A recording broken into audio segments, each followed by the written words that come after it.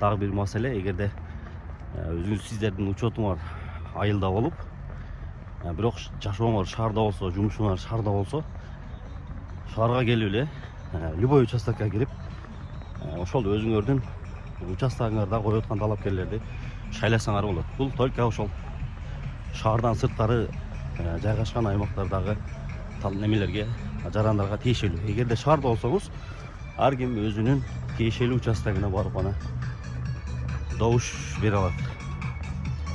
Ошол. Андыктан шаарда болсоңор айылга барам деп жүрбөй, шаардагы участокторго кирип эле паспортуңуз менен добуш бере берсеңиз болот. Ассаламу алейкум, урматтуу достор, урматтуу катталуучулар, урматтуу жалпы кыргызстандыктар. Бүгүн буюрса өтө бир маанилүү күн. 30 ноябрь Жогорку Кеңештин депутаттарын шайлоо күнү. Ошон үчүн азыр мен дагы Ош шаарындагы 5-округда өзүмдүн тандоомду кылып, ошол алгачкылардан болуп, эртең менен азыр саат 8:30 болду. Өзүмдүн участогума кирип кеттим, добуш бергени. Сиздерде дагы жалпы кыргызстандыктарды активдүү болуп, ушу шайлоого катышып,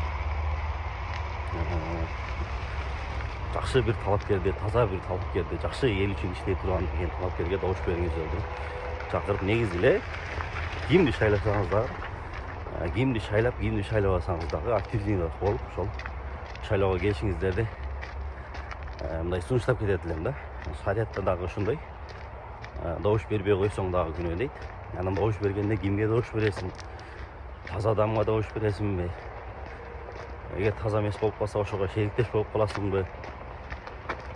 Дегени бар. Ошого карап туруп, өзүңүздөр таза адамга добуш берип, эл үчүн кызмат кылат деген адамга добуш берсеңиз.